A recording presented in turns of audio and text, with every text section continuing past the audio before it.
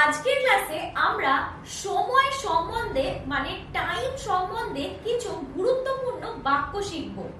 সময় মতো in time, সময় শুরু স্টার্ট টাইম, সময় শেষ টাইম ইজ আপ, যথা সময় ইন ডিউ টাইম, পৌঁছানোর সময় অ্যারাইভাল টাইম, ছাড়ার সময় ডিপার্চার টাইম, অধিকাংশ সময় মোস্ট অফ দ্য টাইম, আপাতত ফর দ্য টাইম বিং, সময়ের আগে আগে ahead of time, দীর্ঘদিন ধরে টাইম অ্যান্ড টাইম again।